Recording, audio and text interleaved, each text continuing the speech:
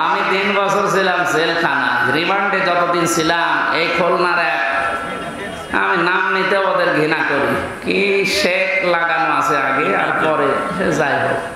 আল্লামা দেলাওয়ার হোসেন সাঈদী রহমতুল্লাহ আলাইহি ওনার কণ্ঠ আর একটা যুবতী মেয়ে লোকের কণ্ঠ লাগিয়ে, দুই দিকে কণ্ঠ লাগিয়ে কিভাবে কি উল্টাপাল্টা কথা যেগুলো শুনলেও ঘৃণা লাগে, মানে স্বামী স্ত্রী যা বলে বিছানায় এরকম কিছু কথা প্রায় 8-10 মিনিট রেকর্ড করে আমার রিমান্ডে শোনাচ্ছে। এই দেখেন আপনার বড় হুজুর কি বলছে।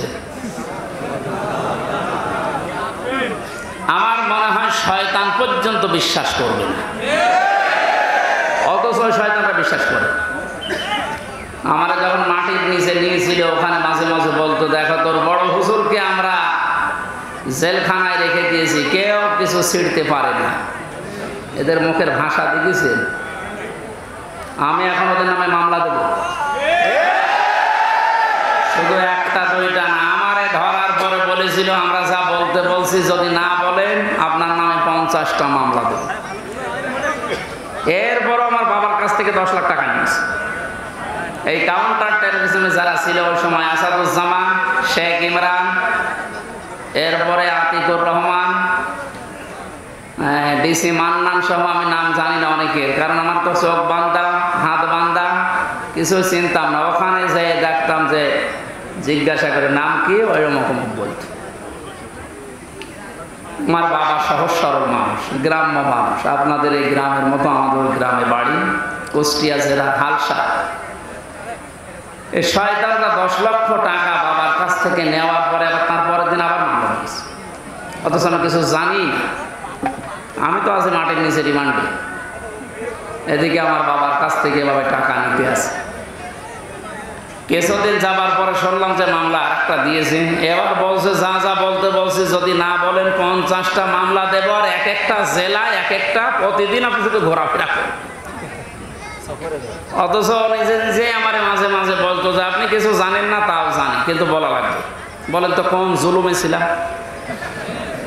আমি? একা মাটির নিচে ঘর, দুনিয়ার কেউ জানে না কোথায় আছি, আর ওরা ওই শয়তানগুলো সব চারিদিকে 8-10 জন বসা।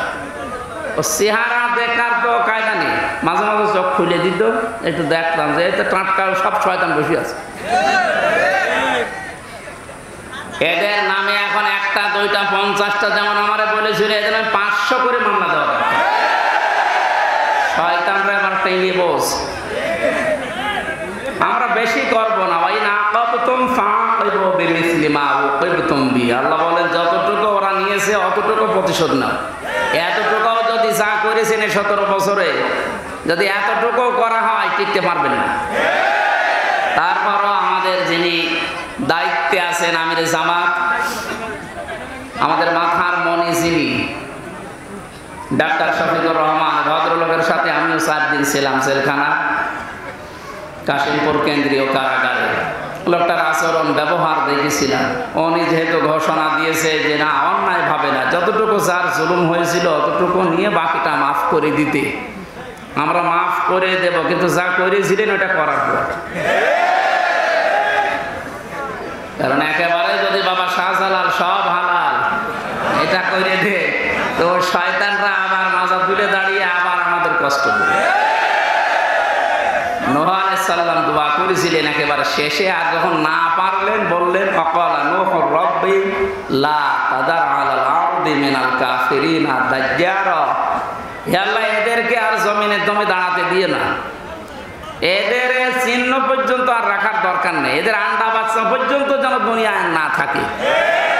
ইন্নাকা ইন তাযারহুম ইয়াউদিল্লু ইবাদাকা ওয়া লা ইয়ালিদু ইল্লা ফাজিরান কাফারা, কারণ এই শয়তান যেটা জন্ম দেবে ওইটা আরেক শয়তান হবে।